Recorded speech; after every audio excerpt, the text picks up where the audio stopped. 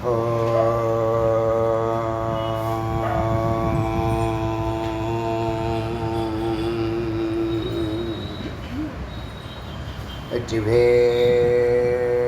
முருகனுக்கு ஏக குரு ஸ்ரீ ஸ்கந்த குருவே நமः.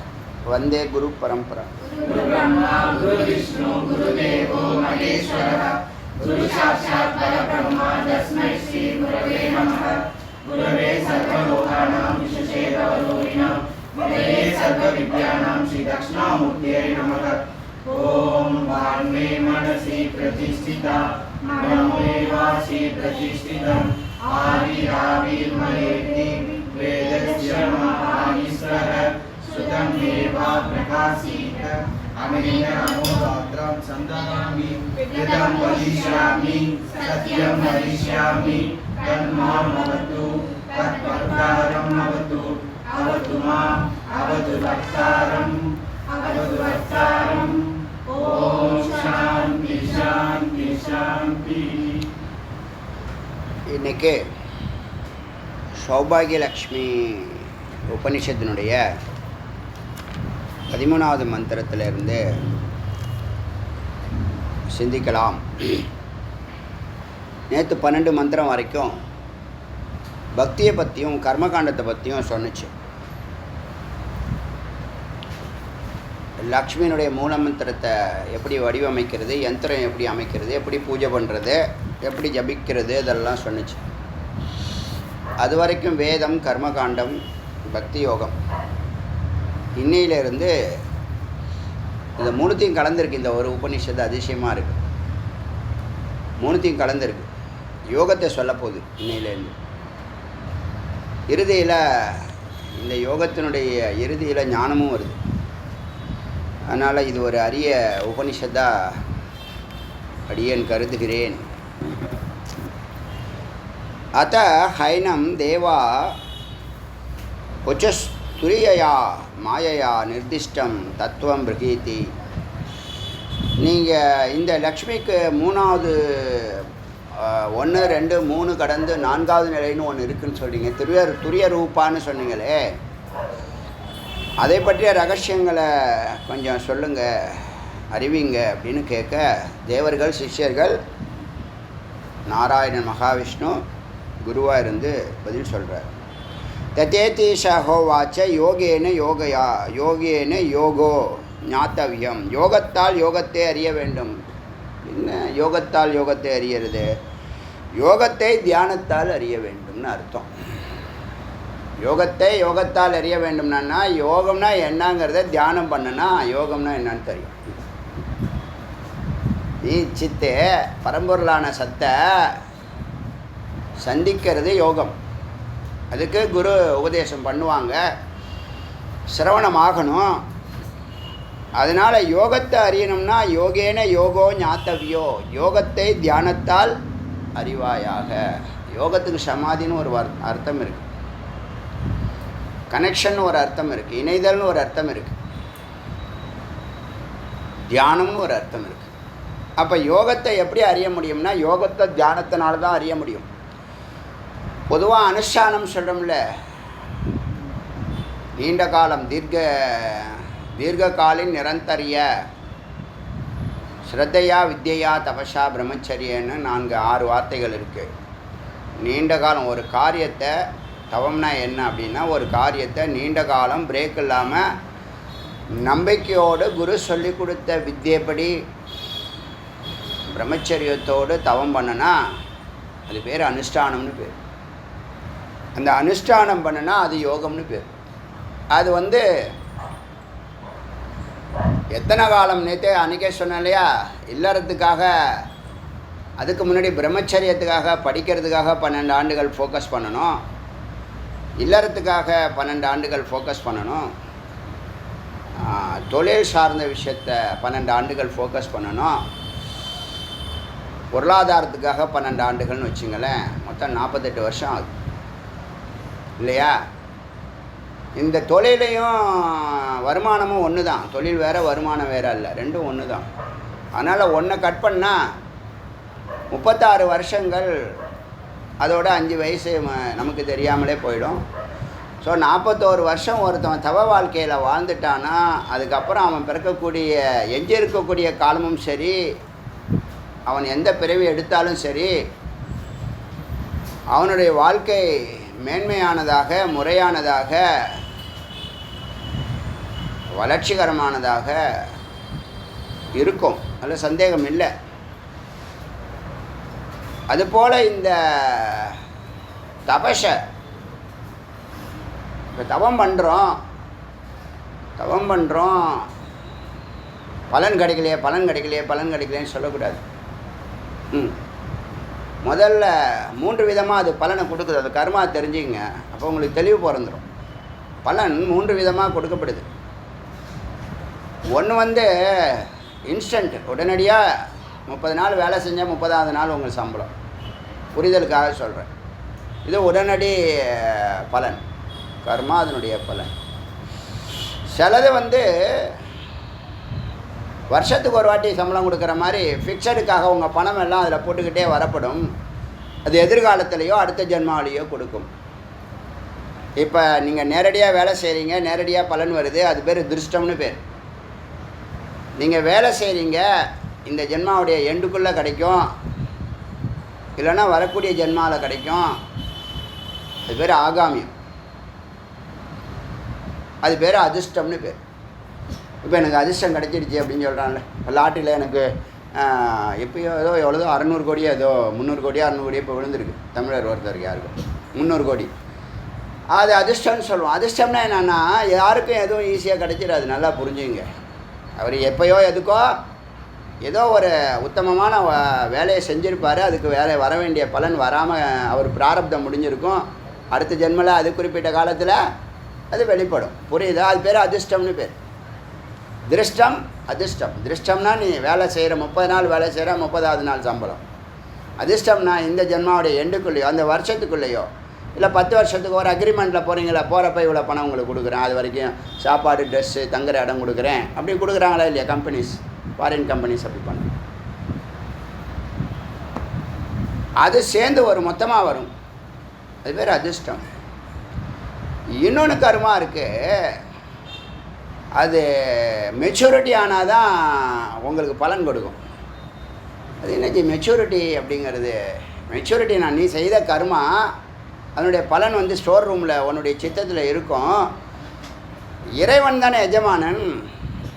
அவர் அந்த சித்தத்துக்கு அவருடைய வேலை நிமித்தமாக, நல்லா புரிஞ்சுங்க, நம்ம வேலைக்காக இங்கே வரல, அவர் வேலைக்காக நமக்கு கீழே இறக்கிட்டுருக்காரு.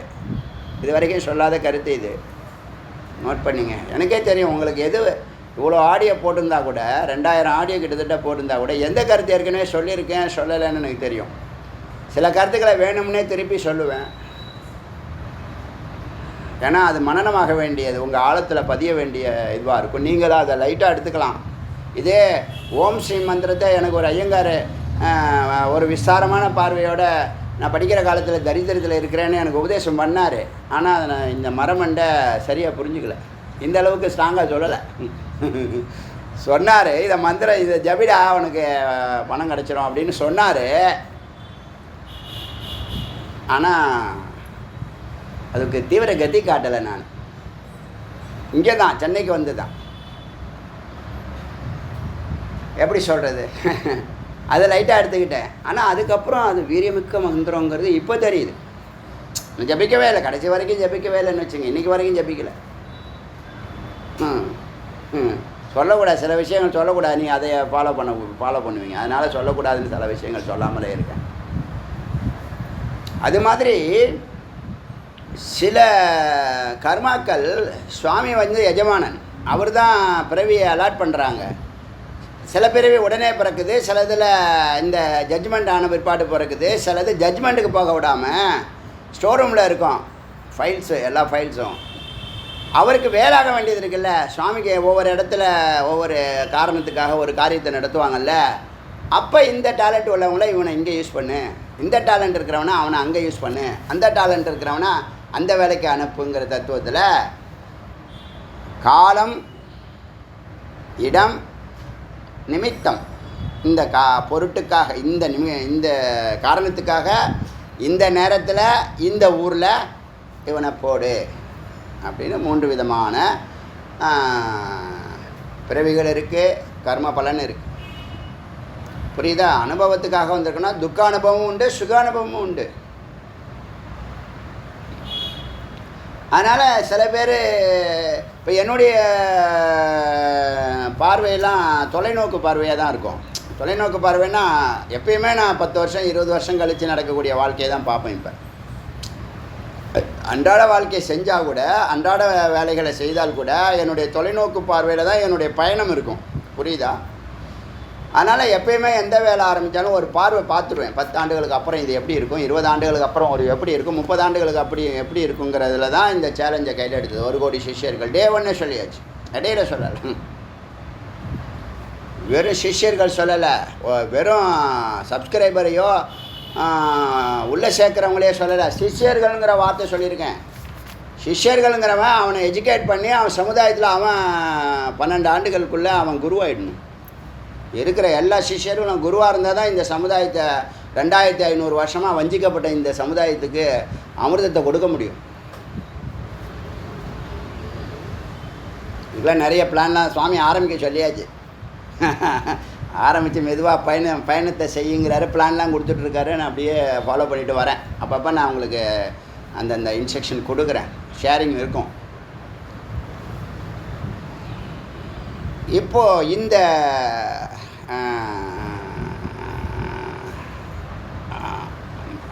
4வது நிலை, அதில் யோகத்தை தியானத்தினால அறியலாம். நீ தியானம் பண்ணுறது உடனே பலன் கொடுக்கலன்னு சொல்லக்கூடாது. அதுக்காக சொல்ல உடனே பலன் கொடுக்கல, இந்த 10 வருஷத்தில் பலன் கொடுக்கலன்னா இந்த ஜென்மாலே பலன் கொடுக்கல, அப்படி கிடையாது. ஒரு கணக்கில் அது உங்களுடைய பக்குவ நிலை தான். உங்கள் புண்ணியம் வேலை செய்யணும் இல்லையா? புண்ணியம் வேலை செய்யணும், பாவம் கரையணும், ஞானம் ஏறுனா கர்மா இறங்குங்கிற மாதிரி புண்ணியம் செய்ய ஒரு சில கர்மாக்கள். புண்ணியம் நீங்கள் அதிகரிச்சிங்கன்னா பாவ கர்மா அதனுடைய பவர் இழக்குதுன்னு வேதம் சொல்லுது. எல்லா கர்மாவும் இல்லை, பஞ்சமா பாதகம்லாம் அதுக்கெல்லாம் நெருப்பு வைக்கிறது ஞானாக்னி தான். மகா பாவங்களாக கொடிய பாவங்களை செஞ்சவனுக்கெல்லாம் ஞானாக்னி தான் தீர்ப்பு சொல்லுது. அதை நீங்கள் ஞானத்தினால அது செய்ய போகிறோம். ஆனால் பொதுவாக புண்ணியம் பண்ணால் ஒரு பக்கம் பாவம் குறையும்னா ஒரு பக்கம் பாவம் இருக்குது, பாவம் குறையுது. சில பாவங்கள் மாற்ற முடியாது. புரியுதா? அந்த கணக்கும் இருக்குது. நான் புண்ணியம் பண்ணிட்டேன் அதனால் பாவம் பண்ணுறேன்னு பண்ணக்கூடாது. பாவ கணக்கு தனி, புண்ணிய கணக்கு தனி. ஆனால் சில புண்ணியங்களால் பாவத்தினுடைய வீரியம் குறைக்கப்படுது, வீரியம் குறைக்கப்படுது, பாவமே இல்லாமல் போகாது. புரியுதா? பரிகாரம்னு ஒன்று இருக்குது, பரிகாரங்கிற வார்த்தையே இருக்கு. அதெல்லாம் ஒரு ஒரு ஒரு ஒரு சும்மா ஒரு அசம்ஷனாக இருக்கட்டும், மைண்டில் வச்சுங்க. இப்போ இங்கே யோகத்தால் அறியணும்னா, யோகத்தால் அறியறதுன்னா யோகத்தை தியானத்தினால உணரணும். என்ன உணர்வாங்க? அமைதியை உணர்வோம். நேற்று கூட தான் சொன்னேன், நீங்கள் இன்னும் அந்த அமைதியை சுவைக்கலை. இப்போ ட்ரிப்புக்கு வரீங்க, ட்ரிப்புக்கு போகணுங்கிற எண்ணம் வருது இல்லை? திருவண்ணாமலை கிரிவலம் வந்தால் கிரிவலங்கிற வரணும்னு தோணுதில்ல? எவ்வளோதோ அது சுமையான சுகமாக இருக்குது, சுமையான சுகமாக இருக்குது. கால் வலிக்குது, உடம்பு வலிக்குது, ஆனாலும் என்னது மெதுவாக நடக்கிறோம். அப்படியே கொஞ்சம் கொஞ்சமாக உட்காராமல் நடக்கிறது, ஒன்றும் சாப்பிடாமல் நடக்கிறது, அப்படிலாம் கொண்டு வரணும். சட்டத்திட்டங்கள்லாம் போட்டாகணும் சில பேருக்காக. ஏன்னா அங்கங்கே நமக்கு தெரியாமல் ஒரு ட்ராக்கு, அங்கே ஒரு ட்ரெயின் இந்த பக்கம் போயிடுது, கேரேஜ் ஒரு வண்டி எடுத்துகிட்டு போயிடுது. இந்த என்ஜின்ஸ் எல்லாம் முதல்ல டிஸ்கனெக்ட் பண்ணணும். அப்போ தான் லக்கேஜ்லாம் பின்னாடி ஒழுங்காக வரும், கேரேஜ்லாம். சரி, இப்போது யோகத்தை தியானத்தால் அறிய வேண்டும். யோகாத் பிரவர்த்ததே. யோகாத்,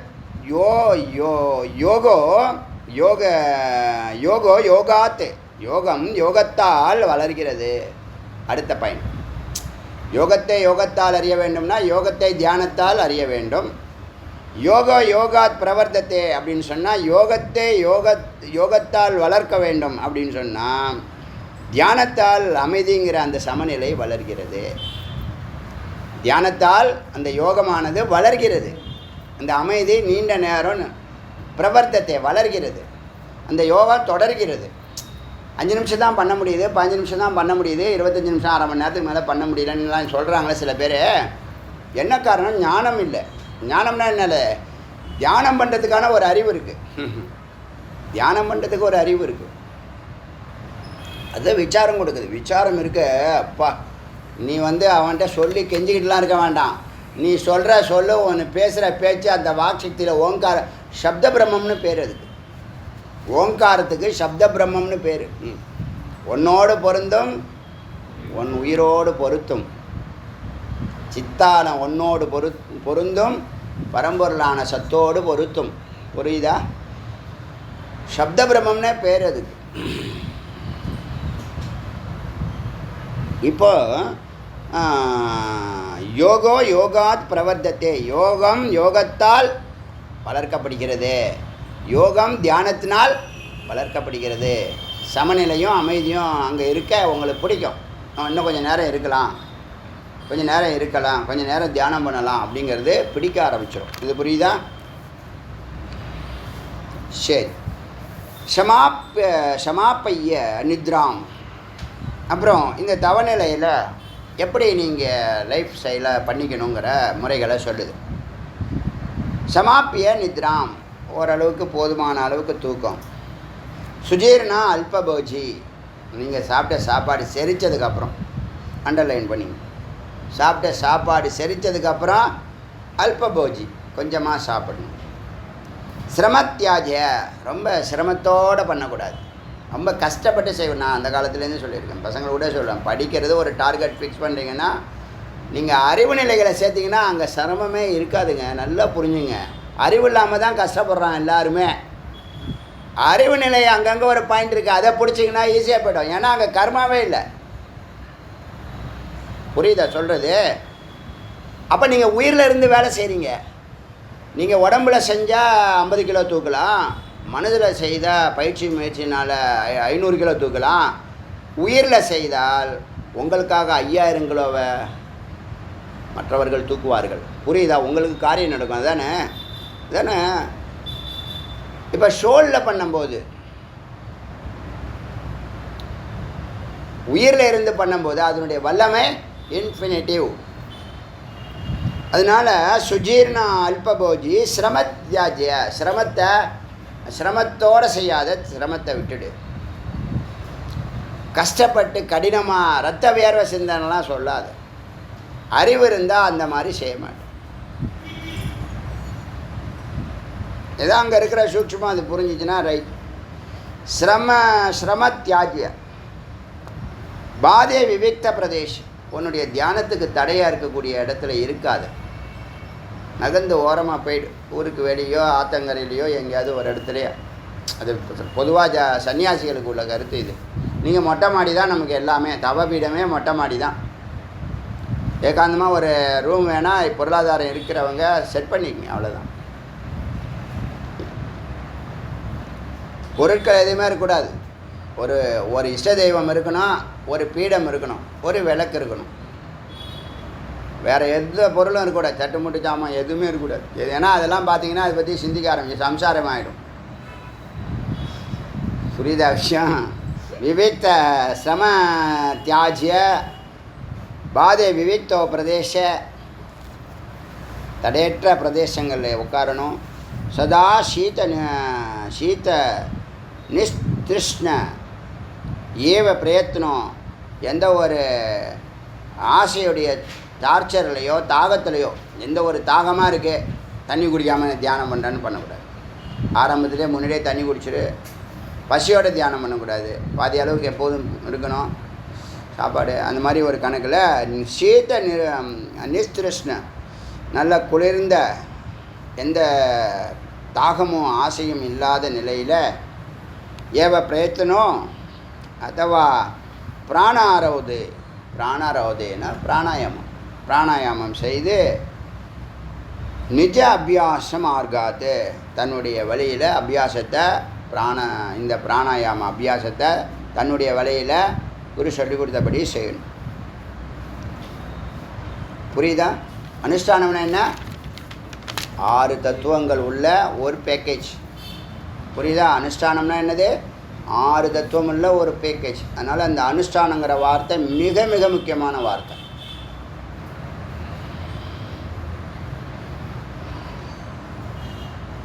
மனநத்தில் என்ன பண்ணுவோம்?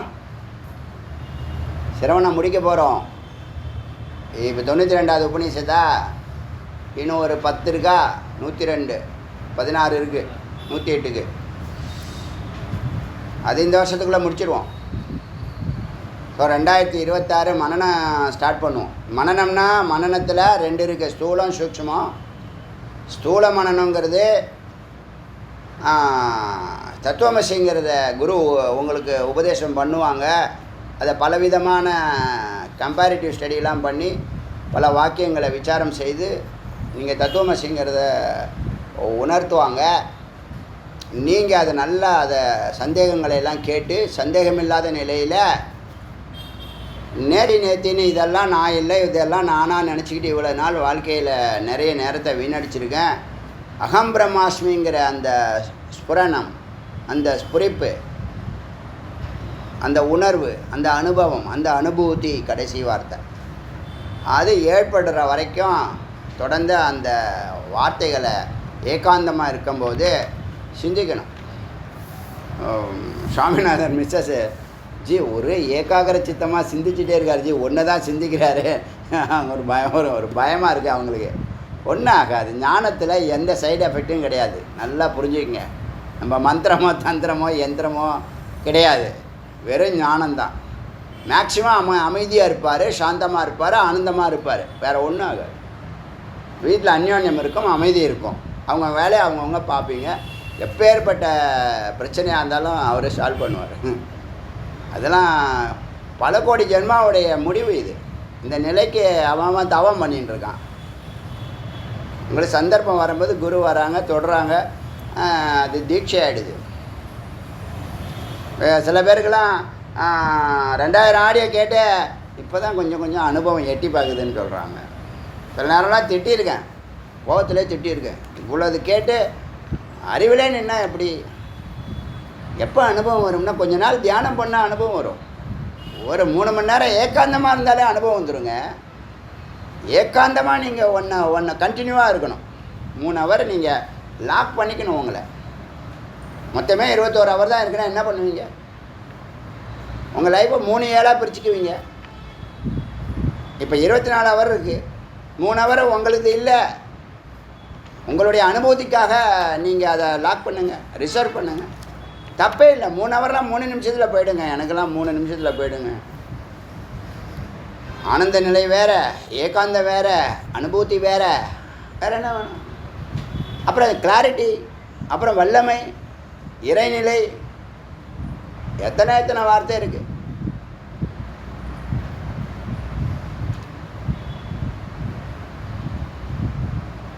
அதனால் இந்த ஞானத்தினால எந்த சைடு எஃபெக்டும் கிடையாது, நன்மையே நடக்கும். அதனால் பயப்பட வேண்டாம். சரியா? கடவுளே. யோ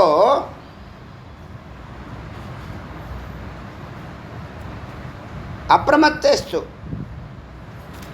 அலட்சியம் இல்லாமல் யோகேன ச யோகி ரமதேச்சிரம், அலட்சியம் இல்லாமல் இப்படி சிரத்தையாக கேட்கறதுனால தான், ஸ்ரத்தையா வித்யான்னு சொன்னான் இல்லையா, யோகி ரமதேச்சிரம், அதில் நீண்ட நேரம் அவன் பயணிக்கிறான்.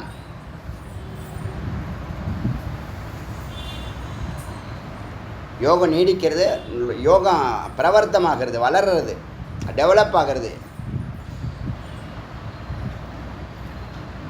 அப்புறம் இப்படி முயற்சி பண்ணுறவன்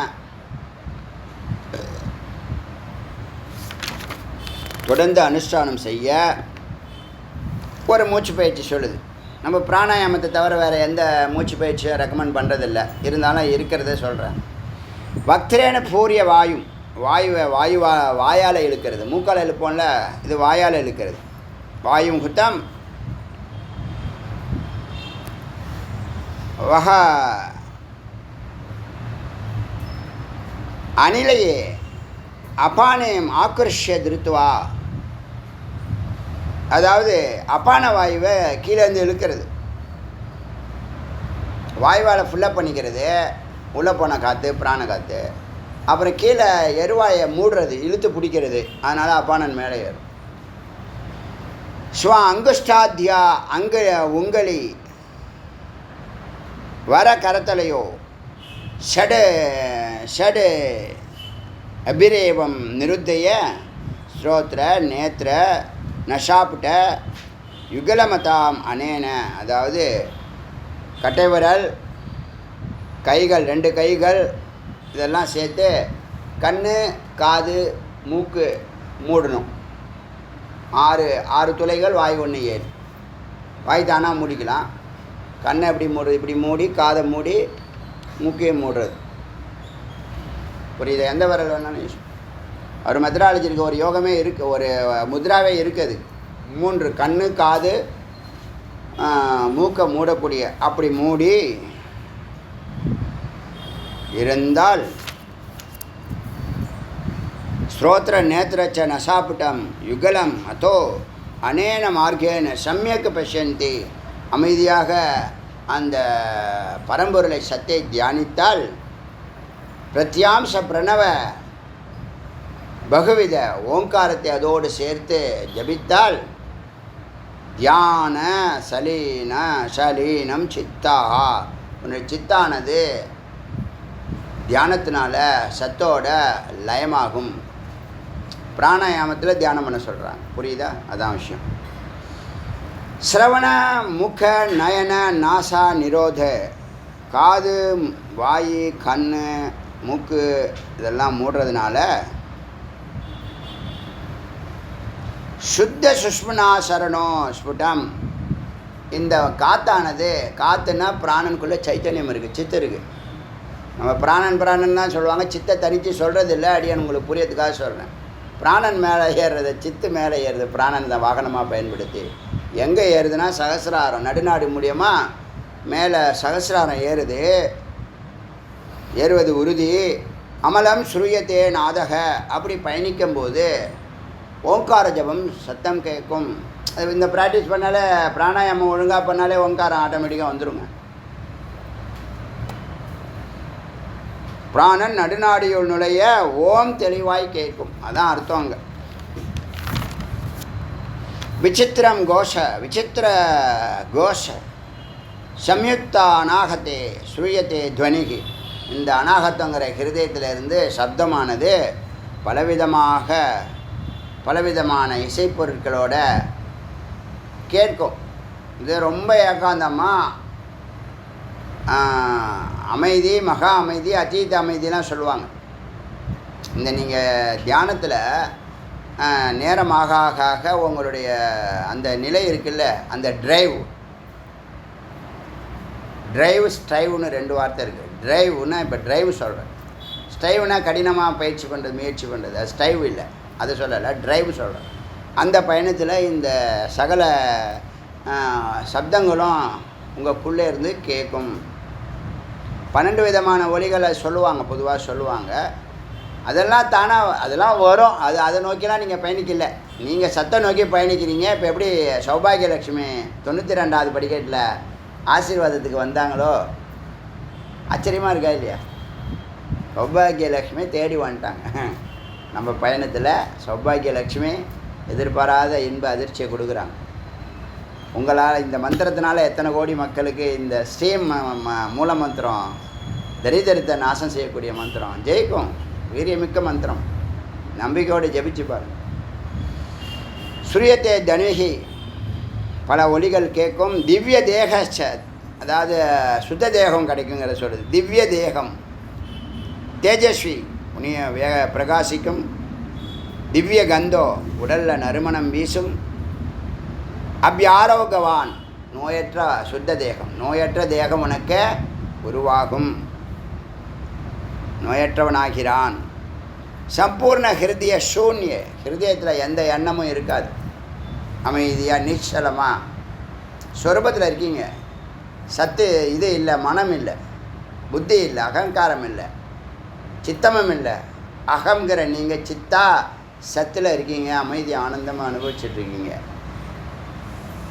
சம்பூர்ண ஹிருதயத்தில் எந்த எண்ணமும் சூன்யம். துவாரம்பே யோகவான் பவேத். அங்கே தான் நீ யோகி ஆகிற. புரியுதா?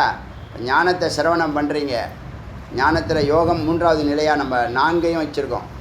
சிரவணம், மனனம், தியானம், நிதித்தியாசனம்னு சொல்கிறோம். நம்ம இங்கே என்ன சூட்சுமம்னா, இந்த தியானத்தில் தூங்கிடாமல் இந்த விசாரத்தில் உள்ள அந்த வார்த்தையை அங்கே கொண்டு வந்து நிறுத்தணும். அது பேர் தான் நிதித்தியாசனம். விசாரம் செய்த அந்த அது அனுபவம், அப்போ தான் அனுபவம் ஏற்படும், ஸ்புரிக்கும்.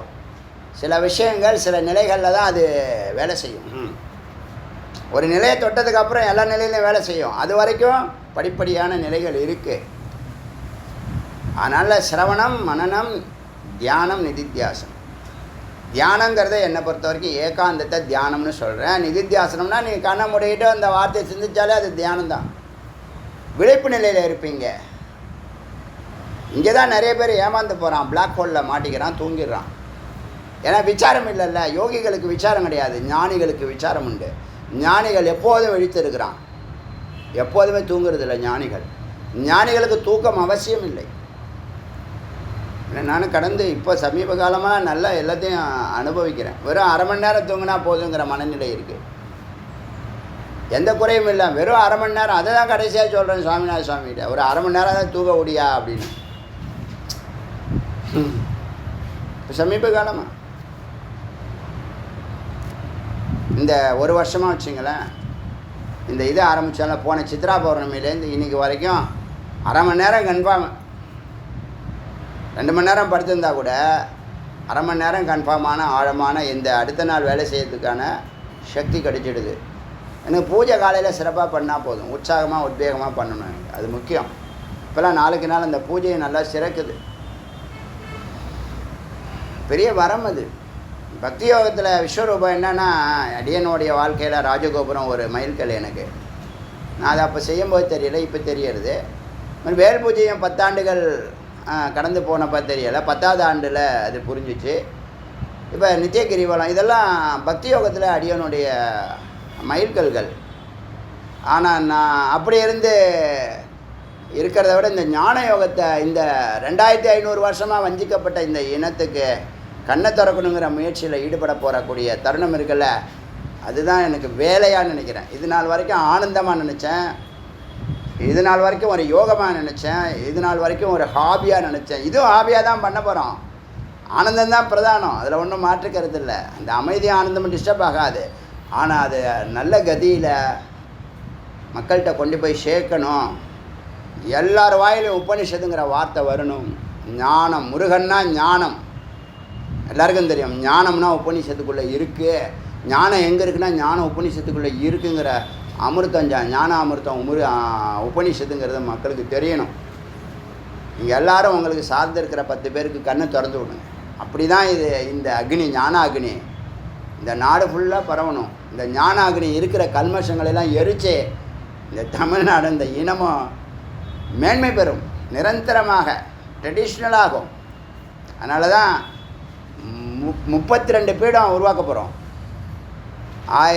32 மடம், 1000 பீடம். 32 மடத்தில் ஒரு டிஸ்ட்ரிக்ட் ஒரு மடம் 32 பீடத்தை உருவாக்கும். அதுதான் அந்த மடத்தினுடைய கொள்கை. இங்கேருந்து என்னென்ன செய்கிறோம்னா அது எல்லா வேலையும் அந்த மடம், அந்த டிஸ்ட்ரிக்ட் கம்ப்ளீட்டாக செய்யும். அந்த 30 பேர் 12 ஆண்டுகள் கழித்து அவன் எல்லாருக்கும் சொல்லிக் கொடுப்பான். நம்ம ஹாபியாக சொல்லிட்டு போகலாம், ஒன்றும் இல்லை, போகிற போக்கில் சொல்லிட்டு போகலாம். சூன்யத்வ ஆரம்பே யோகவான் பவேத். அங்கே தான் யோகி ஆகிறான். உங்களுக்கு எத்தனை பாருங்கள், ஞானிங்கிற ஒரு இதில் குரு, ஞானி, யோகி, சித்தன், ரிஷி, பிரம்மம், மொத்தம் 6 நிலைகள் சொன்னோமா. இந்த நிலையில் யோகியை உங்களுக்கு என் சொந்த கருத்து இல்லை, உங்களை பாராட்டணும், உங்களை என்கரேஜ் பண்ணுங்க சொல்லலை. இருக்கிற மந்திரத்தில் இருக்கிறத சொல்கிறேன், ஸ்ட்ராங்காக சொல்கிறேன், வலியுறுத்தி சொல்கிறேன். உண்மையை உறக்க சொல்லணும்னு பெரியவங்க சொல்லியிருக்காங்க. எனக்கு ரொம்ப பிடிச்சமான வார்த்தை. உண்மையை உறக்க சொல்லுங்கிறதுல, ஸ்ட்ராங்காக சொல்லுங்கிறதுல சத்தியம் வத பிரியம் வதன்னு சொல்லுவாங்க. வேதம் உண்மையை சொல்லு, இனிமையாக சொல்லுன்னு சொல்லும். அதை உறக்க சொல்லு நம்ம தமிழில் சொல்லுவோம். இந்த இடத்துல நீ யோகி ஆகிற, எவன் அங்கீகரிக்கிறானோ இல்லையோ வேதம் அங்கீகரிக்குது. புரியுதா? எவனும் அங்கீகரிக்க மாட்டான். எல்லாம் செல்ஃபிஷ் ஃபெலோஸ். ஒருத்தவனும் பாராட்ட மாட்டான், ஒருத்தவனும் உங்களை தூக்கி விட மாட்டான். யாரும் நம்மளை தூக்கி விட வேண்டாம், யாரும் நம்மளை பாராட்ட வேண்டாம். நாம் சத்தம் நோக்கி போகிறோம். அது இதெல்லாம் என்னது? இதெல்லாம் உங்கள் வாழ்க்கையில் ஒரு நிலை. இது குருங்கிற ஸ்தானத்தில் இருந்து சொல்கிறேன், வலியுறுத்தி சொல்கிறேன். இந்த இடத்துல நீங்கள் யோகி ஆகிறீர்கள். சூன்யத் ஆரம்பே யோகவான் பவேத், அங்கே நீ யோகி ஆகிறாய். துத்திய விகட்டி கிருத்திய வாயூர் பவதி. இந்த பிராணாயாமத்தினால மற்ற துளைகள்லாம் அடித்ததுனால கும்பகத்தில் தான் இதெல்லாம் நடக்குது. அதனால தான் உங்கள் பிராணாயாம பயிற்சியில் மெலோடியாக கும்பகத்தை வேணால் இன்க்ரீஸ் பண்ணுங்கள்.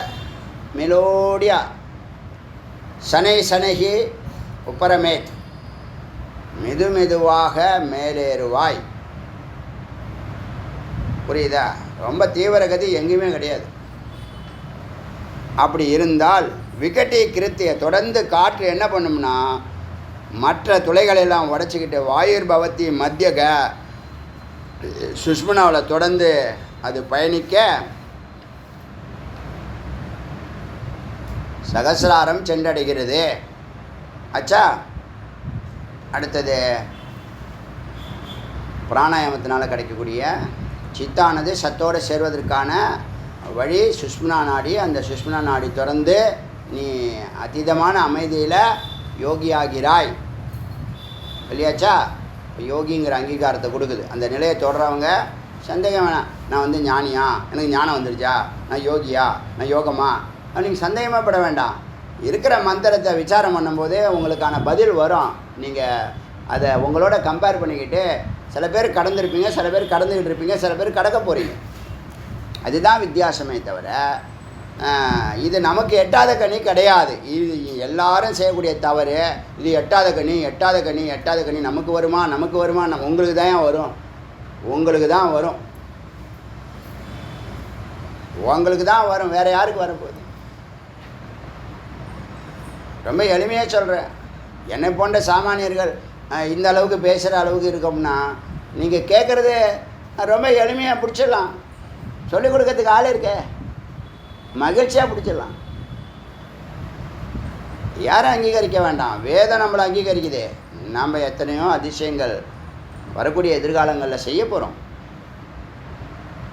சம்பந்தர் சங்கரருடைய கனவை நனவு செய்கிறதுல நம்ம ஒரு எறும்பு மாதிரி வேலை செய்யப்படும்.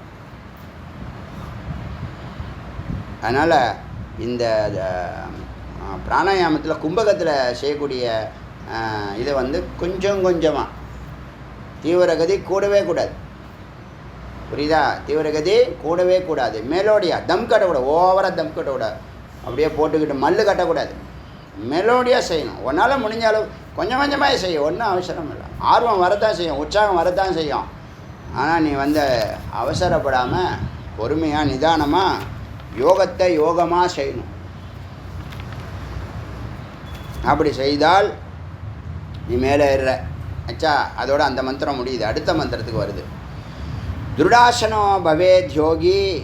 இனிமேல் உங்களை யோகினே கூப்பிடப்படுது. பகவத்கீதையில் அர்ஜுனனை யோகி யோகின்னு தான் கூப்பிடுவார். இவர் மகாவிஷ்ணு யோகி யோகின்னு தான் சொல்லுவார். பார்த்தன்வார், கவுந்தேயன்னு சொல்லுவார், தனஞ்சயன்னு சொல்லுவார். அப்படியே சொல்லிட்டு வர. அதிகமாக சொல்கிறது யோகி யோகின்னு சொல்லுவார்.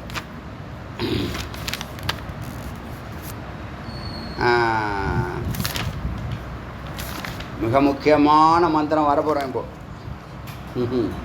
அற்புதமான இந்த ஒரு மந்திரம் போதும். இந்த உபநிஷத்துக்கு ஒரே ஒரு மந்திரம் போதும். இந்த 21வது மந்திரம். இப்போ நம்ம 19ல் இருக்கோம், பேசுகிறேன். துருடாசனம், நல்லா ஆசன சித்தி ஆகிக்கணும். ஸ்ட்ரைட்டாக உட்காரணும். எப்பயுமே வேதாந்திகள் தியானம் பண்ணுறவங்க எப்பயுமே ஸ்ட்ரைட்டாக உட்காந்து பழங்க. எங்கள் சார் எனக்கு சொல்லிக் கொடுத்து உங்களுக்கு சொல்கிறேன். 4th ஸ்டாண்டர்டு சொல்லிக் கொடுத்தது. 4th ஸ்டாண்டர்ட் சொல்லிக் கொடுத்து இப்போ வரைக்கும் ஞாபகம் இருக்குன்னா, எப்பயுமே நீ ஸ்ட்ரைட்டாக உட்காந்தினா தானாகவே மேலே ஏறும்னு சொல்லுவார். புரியுதா? அது மாதிரி சின்ன சின்ன பொய்யெல்லாம் அவாய்ட் பண்ணால் வாழ்க்கையில் பொய்யே இருக்காதுடான்னா சத்தியமான வார்த்தை. இப்போ என் வார்த்தை உங்களை தொடுதுன்னா காரணம் அது பொய் இல்லாத வாக்கு. அது சொல்ல புரியுதா? உண்மையே சொல்லிக்கிட்டே இருக்கோம் வச்சுங்களேன், எதுக்கு பொய் சொல்லணுங்கிறேன். பெரிய தண்டனை கிடைக்கட்டும். தப்பு பண்ணால் தண்டனை உண்டு. அதே மறைச்சி கிரிச்சு இது பண்ண போகிற. அதனால் பொய்யே இல்லாத ஒரு வாழ்க்கை வாழ முடியும். 10 வாட்டி சொன்னால் அது உண்மையாயிருங்கிறதெல்லாம் முட்டா பசங்க சொல்லக்கூடிய வாக்கு அதெல்லாம். ரொம்ப அவையடக்கமாக இருக்கேன், என்னை மீறுது வார்த்தை. அவையடக்கமாக இருக்கணும்னு நினைக்கிறேன் பலமுறை. திருடாசனோ பவத் யோகி. முதல்ல ஆசனத்தில் நான் ஸ்ட்ரைட்டாக உட்கார கற்றுக்க தம்பி. முதல்ல வார்த்தை தாங்க முக்கியம். நீங்கள் ஸ்ட்ரைட்டாக உக்காருங்கிற வாக்கு இருக்குது பார்த்தீங்களா, அந்த மனம்தான் முக்கியம். மனம்தான் உடம்பை இயக்குது, நல்லா புரிஞ்சுங்க. இந்த மனதுக்கு நீங்கள் புத்தி மூலயமா இன்ஸ்ட்ரக்ஷன் கொடுக்குறீங்க. புத்தி மனதை கொடுத்தா மனம் சொல்கிறத உடம்பு கேட்கும். அப்படி தானே செய்யுது. இப்போ மனம் சொல்கிறது தான் உடம்பு கேட்குது. ஞானேந்திரியம், கர்மேந்திரியம், சூலம், சூக்ஷ்மம் எல்லாம் மனம் சொல்கிறது. மனம்தான் ஹெட்டு, அவர் தான் டிரைவரு. வண்டியை ரைட்டில் விடுனா ரைட்டில் திருப்பார், லெஃப்ட்டில் விடனா லெஃப்ட்டில் திருப்பார். அது புத்தி தான் பின்னாடி சாரதி.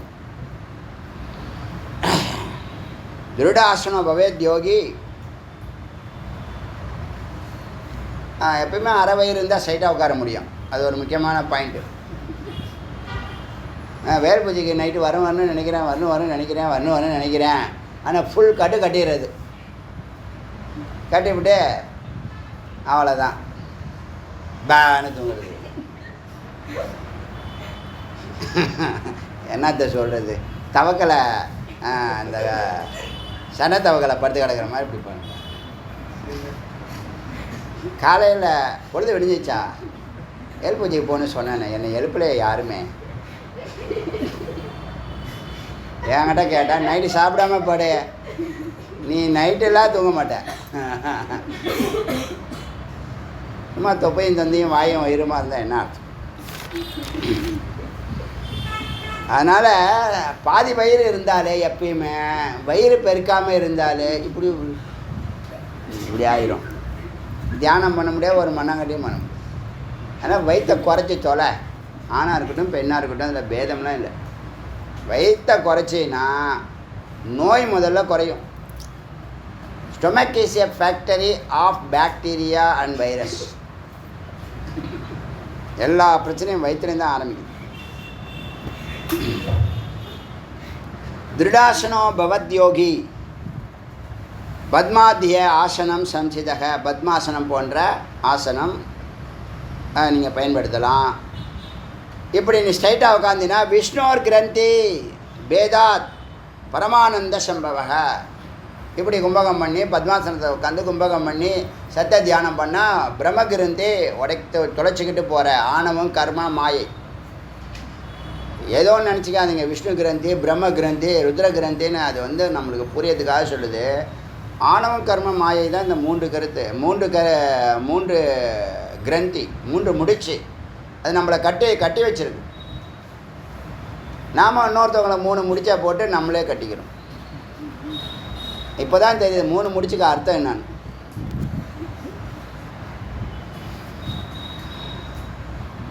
விஷ்ணு கிரந்தி ததா பிரம்ம கிரந்தியை விட்டாங்க. ஆசனம் உட்காந்தாலே பிரம்ம கிரந்தி ஆயிரும் போல இருக்கு. அடுத்த விஷ்ணு கிரந்தி கடந்து விஷ்ணு கிரந்தித்தோ பேதாத் பரமானந்த சம்பவ. ஒரு சுகம் ஏற்படும். அதிசூன்யம். இப்போ ரொம்ப சூன்யமான நிலை, அமைதியான நிலை தியானத்தில். அதிசூன்யோ விமர்தஸ். பேரி சப்த, பேரி நாதம். பேரினா என்ன சொல்ல, ட்ரம்பெட்டுங்கிற ஒரு இது இருக்குல்ல, அது சொல்கிறாங்க. பேரி சப்தம் கிடைக்கும். அப்புறம் திருத்தியாம் யத்னோ பித்வா. 3வது நிலைகளில் ருத்ரகிரந்தியை உடைச்சிக்கிட்டு நினாதோ நாதம். நினாதோன்னா நாதம், சவுண்டு, ஒளி அதிர்வு. மருததளம் துவனி, ட்ரம் சவுண்டு, மிருதங்க சவுண்டு. இந்த மருததளங்கிறது தான் மிருதங்கம்னு சொல்லியிருப்பாங்களோங்கிற ஒரு இது இருக்குது. மருததள சவுண்டு. அதில் மிருதங்கம்னே எழுதியிருக்கான். அதுக்கு எக்ஸ்ப்ளனேஷன் மிருதங்கம்னே எழுதியிருக்காரு ஒரு பாஷ்யம். சரி, இப்போ நம்ம சொல்லுவோம் இல்லையா, நீங்கள் உங்கள் இந்த சாதன மார்க்கத்தில் சிரவண மனன நிதித்தியாசனங்கிற 3 நிலைகளில் பிரம்மஸ்வரூபத்தை அடையலாம் அப்படிங்கிறத உறுதிப்படுத்தணுமா? அதில் முதல்ல நீங்கள் அச்சீவ் பண்ண வேண்டியது என்ன நிலை சொல்லியிருக்கேனே, சொல்லுங்கள். யாருக்கு? இல்லை சிரவண மனன நிதித்தியாசனம் அது ஒரு பக்கம், அது பேஸு. நீங்கள் அடைய வேண்டிய ஸ்தானம் அது பயிற்சி. சிரவண மனன நிதித்தியாசனங்கிறது சிரவண மனன நிதித்தியாசனம் அது ஒரு பயிற்சி. கேட்குறீங்க, கர்மா இல்லை அது. ஆக்சுவலாக அது ஞானம் தானே, காது கொடுத்து கேட்குறீங்க. சிரவணத்துலேயும் மனனத்துலேயும் நிதித்தியாசனத்துலேயும் கர்மா எதுவும் இல்லை, ஞானத்தை தனிச்சிறப்பு. இது காது கேட்க போகுது, கவனிக்க போகிறீங்க, சிந்திக்க போகிறீங்க.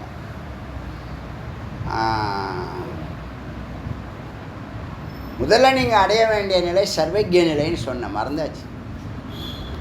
ஸ்வயம் ஜோதிஹி அனந்த சக்திஹி ஏச சர்வஜ்யः ஏச சர்வசித்தः ஏச சர்வேஸ்வரः. நான் முன்னாடி உங்களுக்கு சொன்னேன், ரொம்ப எளிமையாக சொன்னேன். அடியன் அந்த சர்வேஸ்வர நிலையை தொட்டால் இந்த காரியங்கள்லாம் நடந்துடும். எந்த காரியங்கள்லாம்? அந்த தமிழ்நாடு ஃபுல்லாக 1000 சென்டர்னு சொல்கிறோம் இல்லையா? அப்போ அடியன்கிட்டேருந்து தான் இது என்ன ஆகுது, இந்த அலைகள் இந்த தமிழ்நாடு ஃபுல்லாக பரவியாகணும். அடியனுள்ள முருகன் இருக்கிறதுனால அது எளிமையாக அந்த அலைகள் பரவுங்கிற நம்பிக்கை அடியனுக்கு பூரணமாக இருக்குது. டே 1லேருந்து law of attraction, law of வைப்ரேஷன்னு ஒரு சயின்டிஃபிக் ஃபார்முலா இருக்குது, சக்ஸஸ்ஃபுல் ஃபார்முலா. அதை அடியன் செஞ்சு பார்த்துருக்கேன். நிறைய எல்லாமே வெற்றி தான். அது லா ஆஃப் அட்ராக்ஷன்னா இறைவனுடைய கவனத்தை நம்ம பக்கம் ஈர்க்கிறது. லா ஆஃப் வைப்ரேஷன்னா ஒரு குளத்தில் கல்லை தொடர்ந்து போட அலைகள் அந்த எட்ஜு வரைக்கும் போகிற மாதிரி நம்மளுடைய பிரார்த்தனையானது இறைவனுடைய இந்த பிரபஞ்சத்தினுடைய எட்ஜு வரைக்கும் நம்மளுடைய பிரார்த்தனை போகும். சாதாரண வார்த்தை இல்லை, ரொம்ப நுட்பமானது, ரொம்ப அரிய கருத்து. இந்த கருத்து இது சாதனையாளர்கள் எல்லாருமே இது பயன்படுத்துகிறாங்க. அடியேனும் பயன்படுத்திருக்க வெற்றி பெற்றிருக்கேன். அந்த வேலைகளை இங்கேருந்து தான் ஆரம்பிக்கணும், உன்னிலேருந்து தான் ஆரம்பிக்கணும். எதையாவது இந்த உலகத்தில் நீ ஒரு சமுதாயத்தில் ஒரு மாற்றத்தை கொண்டு வரணும், அந்த மாற்றம் ஒன்றிலேருந்து ஆரம்பிக்கிட்டோன்னு பெரியவங்க சொல்லியிருக்காங்க. கேள்விப்பட்டிருக்கீங்களா? மற்றவங்களை சொல்லி இப்படி இரு அப்படி இருன்னு சொல்கிறத விட நீ ஆரம்பி, உங்கள்கிட்டேருந்து ஆரம்பி. நீ பொய் பேசாதான இந்த உலகத்திட்ட எதிர்பார்க்குறியா? நீ பொய் பேசாமல் இருந்து வாழ்க்கையை ஆரம்பி. அது நீ எத்தனை நாள் வாழ்ந்தாலும் சரி பரவாயில்ல. புரியுதா சொல்கிறது? அதே தத்துவம் தான் இது. இப்போ நாம் இந்த ஞானத்தில் சொன்ன இல்லையா, பக்தியில் மைல்கல்கள் இருக்குது, ஞானத்தில் இதுதான் நமக்கு மைல்கல். அடியன் விஸ்வரூபம் எடுத்தால், அடியன் உள்ள இருக்கக்கூடிய முருகப்பெருமான் விஸ்வரூபம் எடுத்தால் ஞானமுகத்தை இந்த உலகத்துக்கு காமிச்சா இந்த தமிழ்நாடு ஞான பூமியாக நிச்சயமாக மாறும். தானாகவே மாறும். சங்கல்ப மாத்திரேன்னு நம்மளால் என்ன பண்ண முடியும்? மனித நிலையில் இதை செய்ய முடியாத விஷயம், இறைநிலையில் தான் செய்ய முடியும். அதனால் முருகன் தான் இதை நடத்தணும், முருகனால் தான் நடத்த முடியும். அதுக்கான பிரார்த்தனை தான் இந்த ஒவ்வொரு நாள் ஆடியோ. அடியனுடைய விசாரத்தினாலேயோ ஆடியோனாலேயோ அது நடக்க போகிறதில்ல. முருகனுடைய கருணைக்காக இந்த விசாரமும் இந்த பிரார்த்தனையும் இந்த ஆடியோ வெளியீடும் நடந்துக்கிட்டு இருக்கு. சொல்கிறது புரியுதா? இதை நீங்களும் பயன்படுத்தலாம். இது நடக்குமா நடக்காதெல்லாம் அவர்கிட்ட விட்டுருங்க. அடியான் ஆரம்பிக்கிற காரியம் எதுவுமே நடக்காதுன்னு தான் எல்லாருமே சொல்லுவாங்க. ஏன்னா அவங்க பார்வை அப்படி இருக்கும். அவங்க என்ன நினைக்கிறாங்கன்னு எனக்கு தெரியும். அதை பற்றி பொருட்படுத்த மாட்டேன். நான் என்னுடைய பயணத்தை மெதுவாக ஸ்டார்ட் பண்ணிடுவேன். அதே தான் உங்களுக்கும். இது எல்லாருக்கும் பொதுவான கருத்து. இது புரிஞ்சிச்சுன்னா சரி, புரியலைன்னா என்கிட்ட கேளுங்க, கிளாஸ் முடிஞ்சு கேளுங்க, நான் சொல்கிறேன். எப்படி நீங்கள் பயணிக்க சர்வஜ்ஞன் ஒரு நிலை சொன்னா டைம் ஆச்சுன்னா சொல்லுங்கள். சர்வஜ்ஞன் ஒரு நிலை நீங்கள் முதல்ல அடைய வேண்டியது பூரணமான சிரவணம், பூரணமான மனனம். 25 ஆண்டுகள் சொன்னேன் இல்லையா, 25லேருந்து 2050க்கு அப்புறம் பிறக்கிற குழந்தைங்க பிரம்மஞானத்தோட பிறக்கட்டும்னு சொன்னோம்ல, அதுக்குள்ளே நாம் வேலைகள் நிறைய செய்ய வேண்டியது இருக்குது. பிளான்லாம் சுவாமி கொடுத்துருக்காங்க, அதெல்லாம் நம்ம செய்ய போகிறோம். அது தானாக நடக்கும், நீங்கள் அதை பற்றிலாம் கவலைப்படாதீங்க. அதில் நீங்கள் பூரணமாக செய்ய வேண்டியது சிரவண மனனம், புரியுதா? அப்புறம் 50 வயசுக்கு மேலே நிதித்தியாசனத்துக்கு நீங்கள் போகலாம். 3 ஹவர் 5 ஹவர் போதும், பரோபகாரத்தை முடிப்போம். நாமெல்லாம் யோகியா மாதிரி அமிர்த ஆனந்த திளைக்கிறது, அப்படியே செல்ஃபிஷாக இருந்துட்டு போகிறது நம்மளுடைய குறிக்கோள் அல்ல அப்படின்னு நினைக்கிறேன் நான். முருகப்பெருமான் சிந்தனைகள் தான் நமக்குள்ளே வந்திருக்கு, என் மூலயமா உங்களுக்கு பரவுது. உங்களுக்கு ஒரு கருணை இந்த மக்கள் மேலே இருந்தால், இந்த 10 பேருக்கு கண்ணை திறக்கணுங்கும் போது அப்போ நீங்களும் அதை மாறிடுவீங்க. உங்களுக்கு கிடைக்க வேண்டிய யோகமாக நீங்கள் போய் அங்கே மேலே என்ன பண்ண போகிறீங்க? ஆனந்த அனுபூதியில் தான் இருக்க போகிறீங்க. கடவுள் இருக்கிறாருங்கிற நம்பிக்கை உங்களுக்கு இருந்தால், இதெல்லாம் அடியன் பேசுகிறதெல்லாம் சத்தியம். அங்கே போய் ரொம்ப நாள் காலம் நிமித்தம் தேசம் பருத்து தானே கீழே இறக்கி விட்றாரு சுவாமி. அப்போ போய் ஏகாந்தமாக ரெஸ்ட் எடுத்துக்க வேண்டியதுதான்.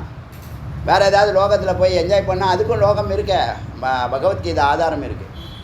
உபநிஷத்து மந்திரம் தான் அது. நான் பிரம்மசூத்திரம் உங்களுக்கு டச் பண்ணல. நான் முதல் ரவுண்டு முடிப்போம், சிரவணம் முடிப்போம், அப்புறமா எல்லாம் வருவோம். இது சம்மந்தப்பட்ட கருத்துக்கள்லாம் அதில் இருக்குது.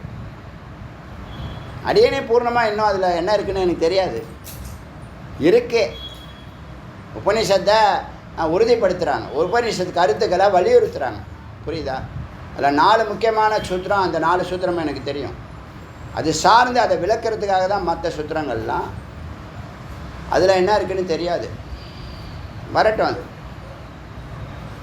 அதனால் நீங்கள் யோகியாக இருக்கிறதும் அந்த அமிர்தானந்தத்தை பருகிறதும் அப்புறம் வச்சுக்கலாம், கடைசியாக வச்சுக்கலாம். நம்ம தான் ஞானத்தில் வாழும்போதே ஆனந்தம்தான், வாழ்க்கைக்கு அப்பாலும் ஞானம்தான். சிஷ்யர்களுக்கு சொல்கிறேன், பொதுமக்களுக்கு சொல்லலை, சிஷ்யர்களுக்கு சொல்கிறேன். இந்த இயக்கத்தில், இந்த மறுமலர்ச்சியில் ஈடுபடுங்க. நீங்கள் ட்ரெடிஷ்னலாக அந்த விளக்கு வாழ வைக்கும், அணையா விளக்கு வாழ வைக்கும். மகாசூன்யம் தத்தோ. இப்போ இவன் சர்வஜன். இப்போ நீங்கள் பூரணமாக சிரவணமோ மனநமோ கேட்க போகிறீங்க. சிரவணத்துக்கான ஆடியோ கேட்காதவங்கெல்லாம் பொறுமையாக நிதானமாக விவேகமாக இந்த 1800ஐயும் முடித்தா அப்டேட் பண்ணிங்க. ஏன்னா மனநம் ஸ்டார்ட் பண்ண போகிறோம். மனநம் நல்லா புரியும், மனநம் நல்லா புரியும். சிரவணம் தெரிஞ்சால் இன்னும் கொஞ்சம் ஸ்ட்ராங்காக புரியும், தெளிவாக புரியும். வேறு ஒன்றும் இல்லை. அப்படி பண்ணுனா அந்த நிலை வந்து நிச்சயமாக இப்போயே இந்த 2000 ஆடியோ கேட்டவங்கள பிரம்மவிதன்னு அடியன் அங்கீகரிச்சிருக்கேன். என்னுடைய அங்கீகாரம் சும்மா ஒப்புக்க இல்லை, ஸ்ட்ராங்கானது. இன்னும் உங்களுக்கு தீட்சையே கொடுக்கல. ஏன்? நீ சிரத்தையாக முறையாக வா, அதெல்லாம் தானாகவே இருக்கும். என் பார்வையில் இருந்தாலே தீட்சை தானே. சக்ஷு தீட்சை இருக்குது, ஸ்பர்ஷ தீட்சை இருக்குது, சங்கல்ப தீட்சை இருக்குது, எல்லாத்துலேயும் நீங்கள் இருக்கீங்க. அப்புறம் தனியாக ஒரு தீட்சை அதை செய்து காட்டணும், ஒரு சேலஞ்சு இருக்குது மைண்டில். சரியாக தப்புலாம் கிட்ட தெரியாது. தீட்சை கொடுக்காமலே ஞானத்தை கொடுக்கலாமா, கொடுக்க முடியுமானா முடியும். தீட்சைனா உங்களை அங்கீகரிக்கிறது, உங்களை சிஷ்யனாக ஏற்றுக்கிறேங்கிறது, வேறு ஒன்றும் இல்லை. தபஸை ஸ்டார்ட் பண்ணி நான் கூட இருக்கேன்னு சொல்கிறதுக்கு தான் தீட்சை. உங்களை சிஷ்யனாக ஏற்றுக்கிறதுக்கும் உங்கள் கதவை திறந்து விடுறது தான் தீட்சையினுடைய குறிக்கோள்.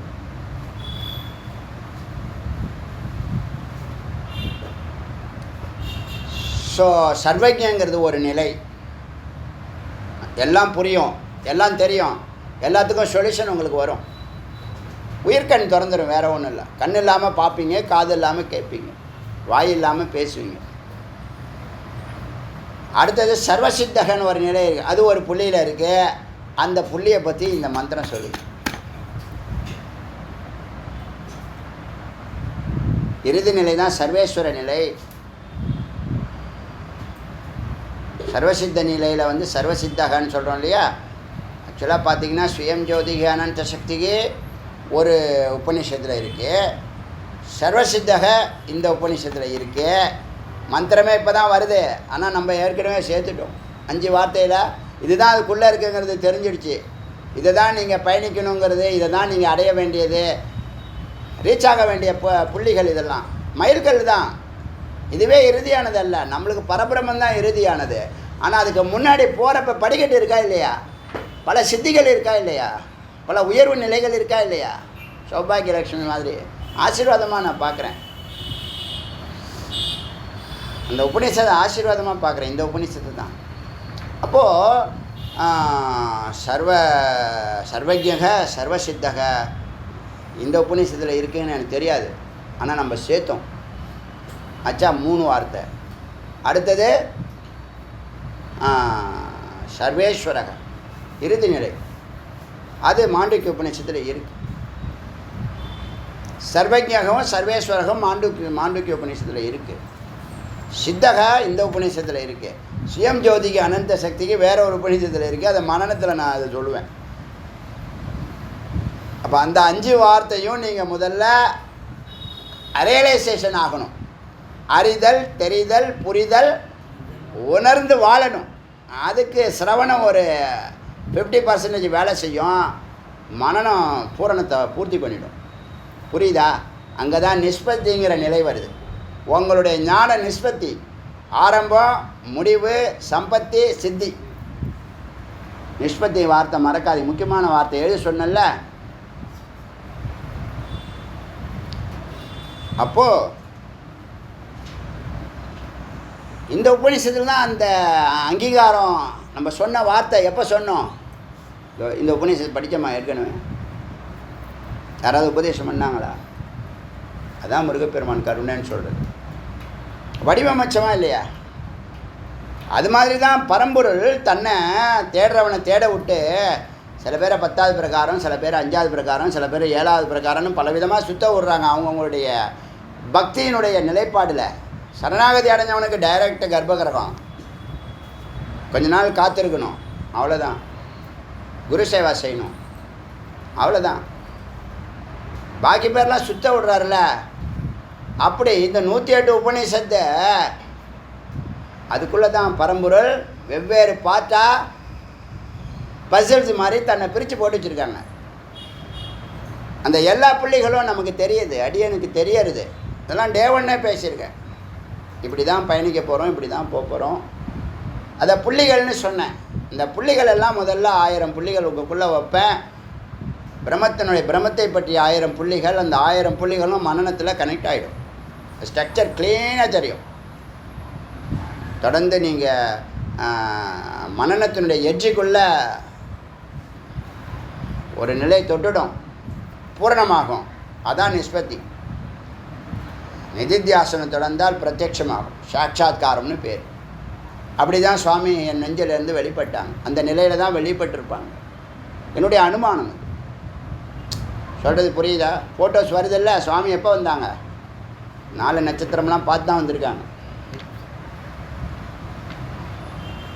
எல்லாருக்கும் உண்டு, எல்லாருக்கும் உண்டு.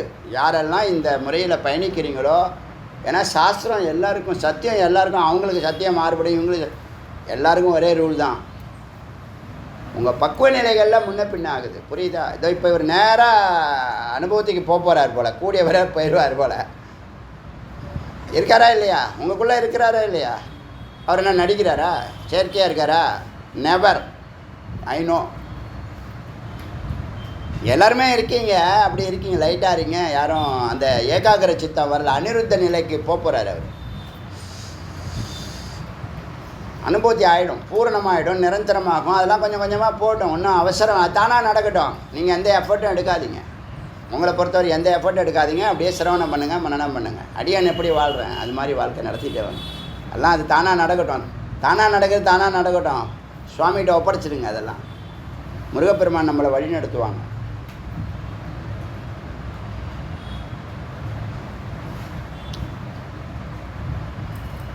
அப்போ இத்தனை வார்த்தைகள், 1000 வார்த்தைகள் இந்த உபநிஷத்துக்குள்ள சூக்ஷ்மமாக அனுபூதிக்கு கொண்டு போகக்கூடிய வார்த்தைகளாக இருந்தாலும், வாக்கியங்களாக இருந்தாலும், மகா வாக்கியங்களாக இருந்தாலும், மந்திர வார்த்தைகளாக இருந்தாலும், ஓங்காரமாக இருந்தாலும், இந்த 5 தான் அடியன் இறுதிப்படுத்தினேன். இது நல்ல நுட்பமான சிஷ்யர்களாக இருந்தால் இது ஒரு பெரிய அது உன்னதமான ஃபார்முலாவாக இதை நீங்கள் எடுத்துக்கலாம். சூத்திரம்னு கூட எடுத்துக்கலாம்.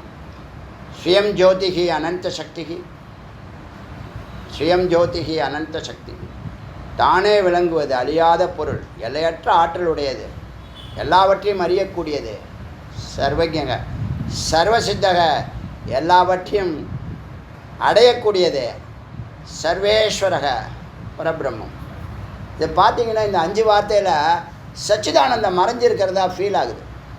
இந்த 5 வார்த்தைக்குள்ள சத்தியசித்த ஆனந்தம் இந்த செகண்டில் சொல்கிறேன். சச்சிதானந்தங்கிற வார்த்தை இதுக்குள்ளே மறைஞ்சிருக்கிறதா ஃபீல் ஆகுது. சொல்கிறது புரியுதா? அப்புறமா விசாரம் பண்ணுவோம், வரட்டும், வெளியில் வரட்டும். அதனால் இந்த நீங்கள் தொட வேண்டிய 5 நிலைகள் தான் அழியாத பரம்பொருள், எல்லையற்ற ஆற்றலுடையவன், எல்லாவற்றையும் அடையக்கூடிய அறிவுடையவன், வல்லமையுடையவன், இறுதியில் பிரம்மஸ்வரூபமானவன் அப்படிங்கிற அந்த தத்துவத்தில் சர்வஜ்ய நிலைக்கு சிரவண மனனங்கிற வருடங்களை போகட்டும்.